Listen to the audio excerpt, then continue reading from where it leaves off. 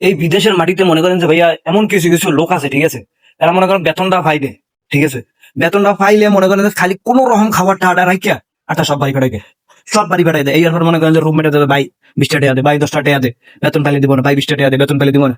মানে এইসব অভ্যাস হচ্ছে খরের অভ্যাস, বুঝলেন আপনি? এগুলো হলো খরের অভ্যাস, এগুলো নজর ছোট।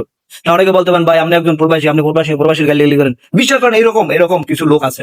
এইসব লোক ভাই আমি দেখতে পাই না। তোর যে কটা খরচ লাগবে তুই রাখতে পরে বাড়িতে পাঠাবি নাকি?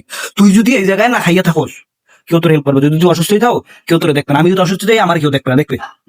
কেউ দেখবে না। কিন্তু তোর বাড়িতে যদি মনে করেন যে 2000-5000 টাকা কম পাঠাস, তোর বাড়ির মানুষ একজন যদি ধার কাছে যে আইন নেয়া, বা তোর বাড়িতে যদি মনে করে যে মনে করে কি চাল নাও থাকে, সে এক বাড়ি থেকে দাঁড়াই নিয়ে খাইতে পারবে, একজন থেকে আইন নিয়ে চলতে পারবে, বা একজন থেকে দাঁড়াই নিয়ে সে চলতে পারবে। কিন্তু তোর যদি এই জায়গায় টাকার সমস্যা, তোর যদি কেউ ধার না দেয়, তুই কিভাবে চলবি বল? না ভাই, আপনারা মাইন্ড করতে পারেন ভাই, এরকম পরিস্থিতির শিকার আমরা হয়েছি, এই জন্যই বলতেছি। মানে এই বেতনটা ফাইলে ভাইয়া মনে করেন যে যদি খাইতে খরচ হয়, মনে করেন যে সৌদি আর 300 রিয়াল, সেটা আর একটা 200 রিয়াল, 220 রিয়াল, 230 রিয়াল রাখতে আটটা মনে করেন যে দেশে পাঠাই দেবে। এই এরপর মনে করেন যে আপনার 5-6 দিন যাওয়ার পরই, ঠিক আছে, অমুক 10টা টাকা দাঁড় দেয়, 20টা টাকা দাঁড় দেয়, বেতন পাইলে দিব না।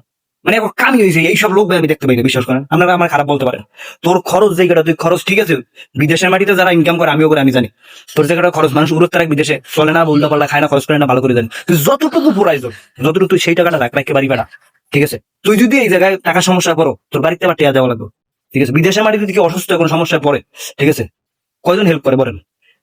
এমনি বিদেশ মনে করেন নতুন নতুন আইয়া আপনি প্রথমে বাঙালি খুঁজবেন, যে বাঙালি কই, আমার দেশি ভাই কই। তারপর যখন 1 বছর 6 মাস, 1 বছর 2 বছর যাইবেন, এবার চাইবেন যে বাঙালির থেকে সব থেকে দূরে থাকি, তাইলে ভালো থাকুন। বাঙালি থেকে দূরে থাকার চেষ্টা করবেন, তো তাহলে আমাদের অবস্থা, ঠিক আছে। তো এইসব মনে করেন যে ক্রিমিনালি কিপটেমি, এগুলো বাদ দেন ভাই, এগুলো বাদ দেন। নিজের আত্মাটা দেন, টাকা কামাইতেছেন, আত্মাটা দেন দিয়া এইবারে বাড়িতে পাঠান। বাড়িতে যদি 5,000 টাকা কম পাঠান, বা 3,000 টাকা কম পাঠান, 100 টাকা রাখিয়া 3,000 টাকা যদি কম পাঠান, হাতে বাড়ির মানুষ না খাই মরবে না। আপনার বাড়ির মানুষ এখন যদি 3,000-5,000 দাঁড়া আনতে পারবে, আবার তারা দিতে পারবে। কিন্তু আপনি এই জায়গায় বিপদে পারলে আপনার কয়জনে দেবো? ঠিক আছে। এইসব কাম যারা করেন এরা ছোট লোক, এরা ছোট লোক। এই যে ছোট লোকই অভ্যাসে, এই ছোট লোকই ভাবে নিজেকে প্রেজেন্ট করাটা বন্ধ করেন। মানে মনে করেন যে 1 সপ্তাহ যাইতে না যাইতে, হ্যাঁ মুখের দ্বারা 10 টাকা চায়, মুখের দ্বারা প্রতি মাসে যদি আপনি চাইতে চান, এরকম প্রতি মাসে হয়, প্রতি মাসে চাই থাকলে আপনার দাম থাকে না, আপনার কেউ টিয়া দিবে না। 1 মাস চায়, বা 6 মাস পর আবার চায়। মানে এরকম আছে কিছু লোক ভাই, আপনার রুমমেট আমরা থাকতে পারে, আপনি খুঁজে বাড়িতেও থাকতে পারে, ঠিক আছে। এই অবস্থা। এইসব জিনিস বাদ দেন, আত্মাটা দেন, ঠিক আছে। কয়দিন বাঁচবেন? টাকা কামাইতেছেন, খরচ করেন, কয়দিন বাঁচবেন? আজ বাঁচবেন, কাল যেন বাইসে থাকবেন, গ্যারান্টি আছে? মানে কি যে একটা অবস্থা ভাই, প্রতিটা মাসে এরকম হয়, বুঝলেন? আমি এরকম পরিস্থিতি শিকার হয়েছি। আপনার হইলে অবশ্যই কমেন্টে জানান, ঠিক আছে। আর এইসব বদভ্যাস সারান দেন ভাইয়া, যারা করতেছেন তাদেরকে বলতেছে এইসব বদভ্যাস সারান।